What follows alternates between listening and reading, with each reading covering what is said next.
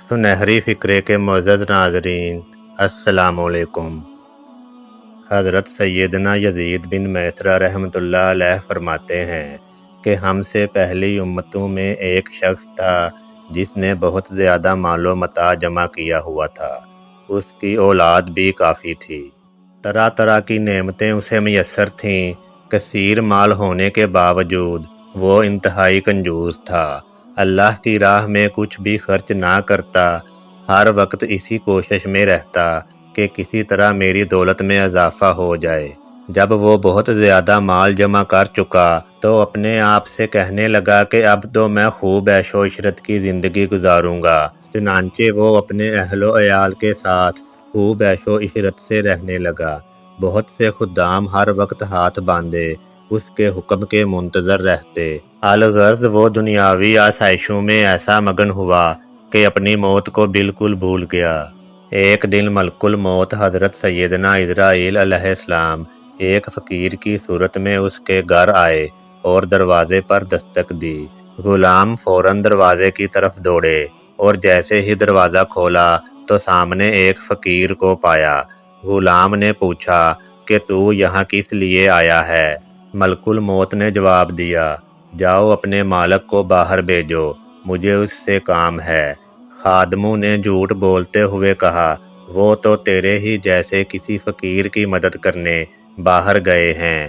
حضرت ملک الموت علیہ السلام سن کر وہاں سے چلے گئے۔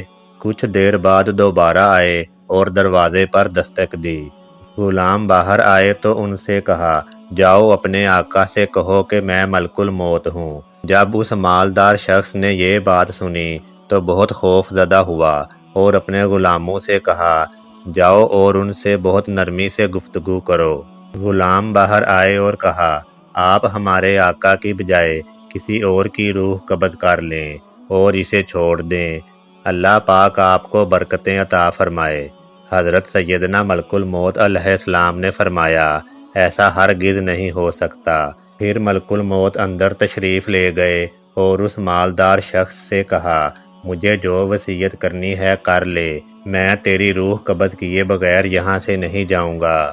یہ سن کر سب گھر والے چیخ اٹھے اور رونا دھونا شروع کر دیا۔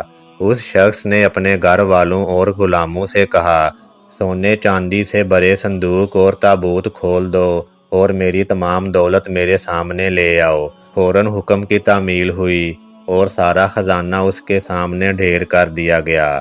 وہ شخص سونے چاندی کے ڈھیر کے پاس آیا اور کہنے لگا، اے ذلیل و بدترین مال، تجھ پر لعنت ہو، تو نے ہی مجھے پروردگار عز و جل کے ذکر سے غافل رکھا اور تو نے ہی مجھے آخرت کی تیاری سے روکے رکھا۔ یہ سن کر وہ مال اس سے کہنے لگا، تو مجھے ملامت نہ کر، کیا تو وہی نہیں جو دنیا داروں کی نظروں میں حقیر تھا؟ میں نے تیری عزت بڑھائی، میری ہی وجہ سے تیری رسائی بادشاہوں کے دربار تک ہوئی، ورنہ غریب اور نیک لوگ تو وہاں تک پہنچ ہی نہیں سکتے۔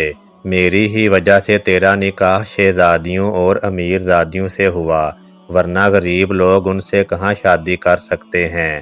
اب یہ تو تیری بدبختی ہے کہ تو نے مجھے شیطانی کاموں میں خرچ کیا۔ اگر تو مجھے اللہ کے کاموں میں خرچ کرتا تو یہ ذلت و رسوائی تیرا مقدر نہ بنتی۔ کیا میں نے تجھے کہا تھا کہ تو مجھے نیک کاموں میں خرچ نہ کر؟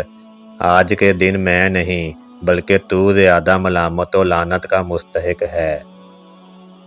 ویڈیو کو لائک اور شیئر کر دیں اور اس طرح کی مزید ویڈیوز دیکھنے کے لیے اس چینل کو سبسکرائب کر کے بیل آئیکن کو دبا دیں۔